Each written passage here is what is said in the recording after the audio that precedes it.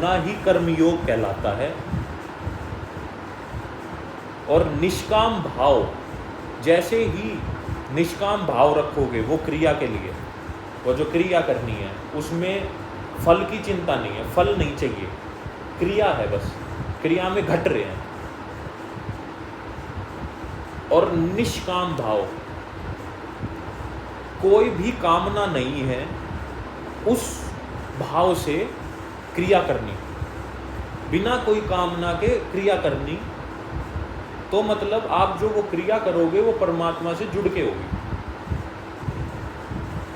परमात्मा की energy direct आप अंदर लोगे और फिर वो क्रिया होगी। तो हमें कर्म योगी ऐसे ही बनता है, पहले तो निष्काम भाव होगा, कोई कामना नहीं, क्योंकि जो इंसान ऊपर से उतरा है उसको कुछ पता ही नहीं है, तो कामना किस चीज़ की करेगा,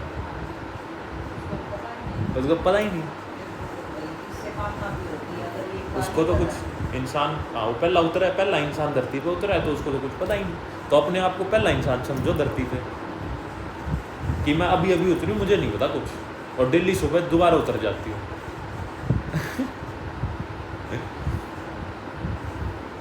उसके बाद ध्यान घटना शुरू होगा। जैसे ही ध्यान घटा, उस ध्यान के अंतर्गत आपको ज्ञान प्राप्त करना है। वो ध्यान घटते घटते आपको ज्ञान होता रहेगा।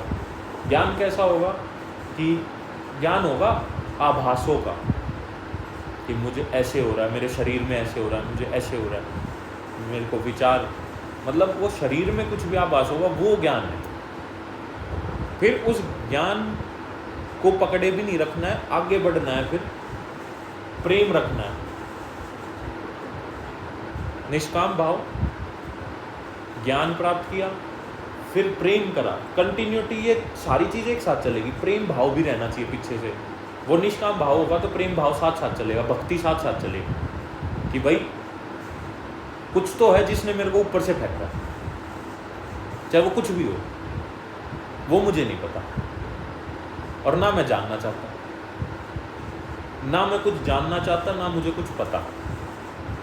भाई इतनी बात कोई मान ले, इतनी बात कोई मैं अपने अंदर घर कर ले या एक्सेप्ट कर ले, तो वो एक योगी का जीवन बिताएगा, वो निरंतर निष्काम भाव में रहेगा, वो निरंतर ज्ञान रूप में रहेगा, निरंतर आत्मा के स्वरूप में रहेगा।